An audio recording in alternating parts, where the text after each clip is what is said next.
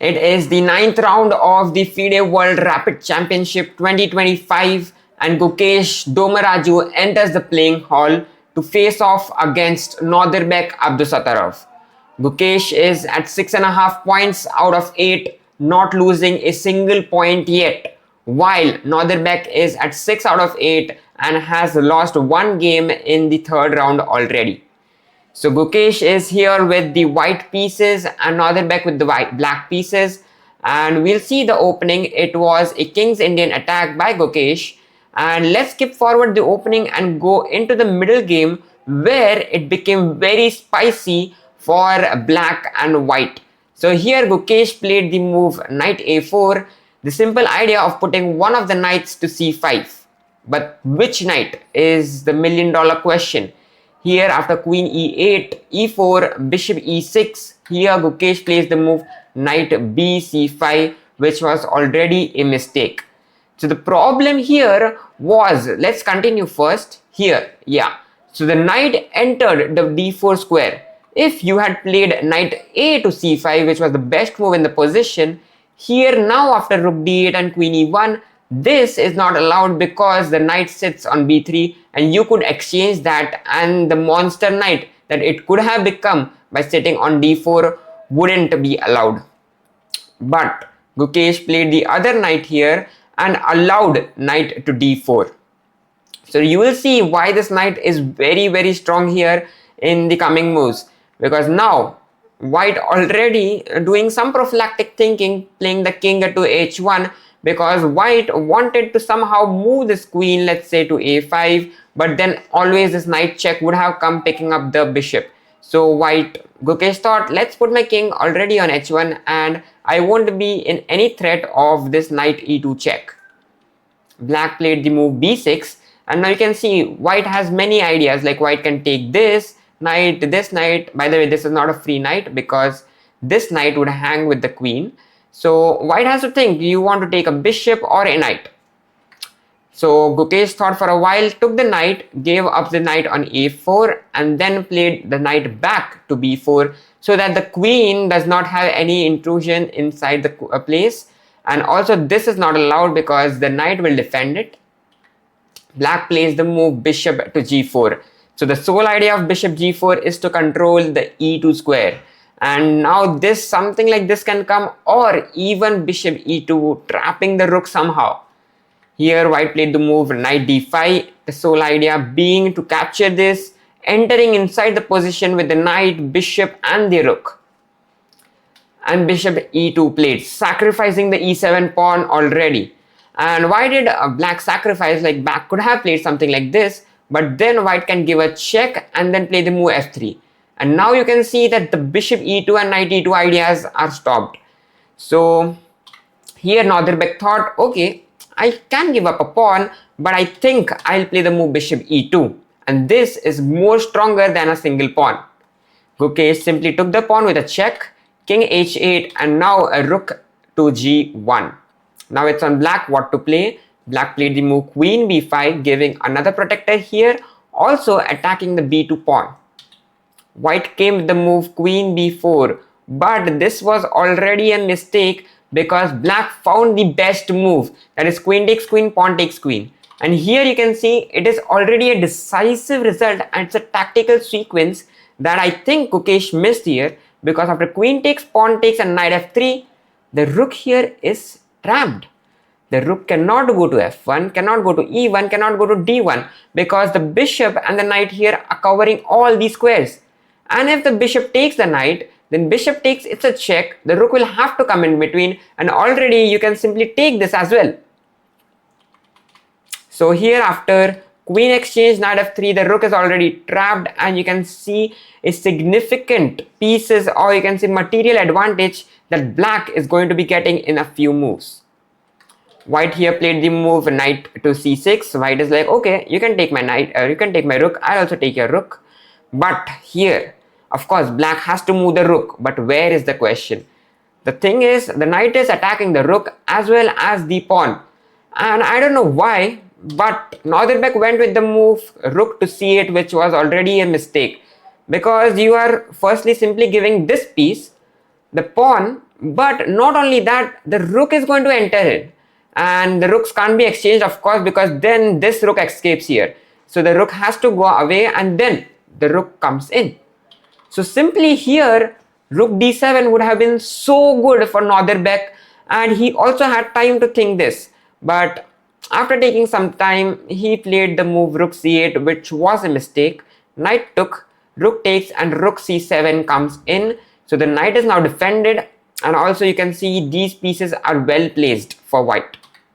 Here now black chops off the rook, king takes, and now plays the move g5, which is also a mistake. The point of g5 was to simply give up this bishop and take out the bishop from this diagonal so that your bishop can enter here. And now I think Gukesh might have thought that if I take this, then bishop e5 comes. Rook comes here, then you go here, correct? So I can't play this. Then where else can my rook go? If my rook goes to the light square, then the bishop is pouncing in. What else can I do? This knight is hanging. And therefore I think he might have seen this, but knight cannot move. Knight moves, this check is coming, and the bishop here is lost.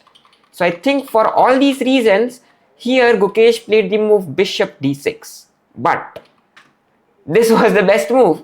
Yes, this was the best move, because after this, you do not have to save your knight. Instead, come here, attack this, because if rook takes here, now you can take this, and it is good for white. And if the bishop moves away, let's say here, and attack this, then simply come here, allow the bishop to go behind. Now you can see the knight is almost trapped, but you can give up the b3 pawn. This was the thing that I think Gukesh missed. You can give up the b3 pawn, bishop takes, and now escape with the knight. If here rook comes here, you can come here, and there is no direct threat, because now if this is played, this is hanging first. So you have to move your bishop, and then king g2. And now white is out of all the troubles. So this was a very big calculation that might have altered Gukesh's thought, and hence he played the move bishop d6, attacking the rook. But now this was a brilliant move that was played by Nodirbek. Rook a d8, sacrificing this rook, because if this takes, then check here, and this is already lost. And here not only take the bishop, that you can take any moment, just take this bishop first, and in the next move take this bishop, and you are completely winning. So this was a brilliant move that Nodirbek played. And then here, I don't know why Gukesh had 35 seconds. He came down, he thought for only 3 seconds and played this move, but it was sad because this is another free pawn.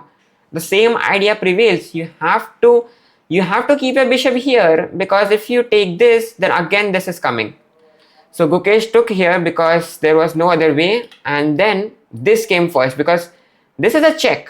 You don't have to forget that, f6, and now Gukesh played this move, sacrificing this bishop, but first check. Check came, this bishop went away, and now f3 was played, because you can see these squares are vulnerable. This rook is also open now, and there are threats of this checkmate. So white had to play f3, g4, a very nice move. So what Nodirbek is just doing is overloading the pieces. Here you saw that this bishop was overloaded, behind that this was overloaded, the rook was overloaded, and now the pawn is overloaded on f3. What do? You keep pushing it, but now this check, exchanging the pieces, and black is a pawn up already. And not only that, this f3 pawn that Nodirbek got was a beast, because you can't stop this. You're taking this, putting here, check, and you're promoting here. Pawn takes, rook takes, and now e6 was played, but after f2, white cannot do anything to stop this check and queen mate. And hence white had to play the desperate attempt, that is the rook f7, rook takes, pawn takes, king g7. Now you can stop this, and you can even see this is misplaced and everything is in black side. So knight came back, the rook came back, gave up this pawn, but defended this crucial pawn, because you don't want white to get the activity on the queen side. Black took the pawn, king also took the f7 pawn, and now after some moves, black managed to tell that, okay, this is how I'll win the game. So the king went behind, and now black's king started marching in.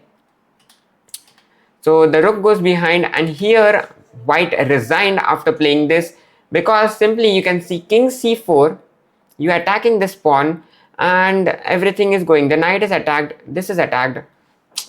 White has no hopes here. So this was an amazing play played by Nodirbek, and you can see this move I like the most. Rook a d8. This was such a good move. The bishop here, all the plans started with the knight coming to d4. So such a small move, such a small mistake in the opening itself. It was what? It was the 15th move, after which white played the move knight c5, and this was the mistake which allowed all the chaos.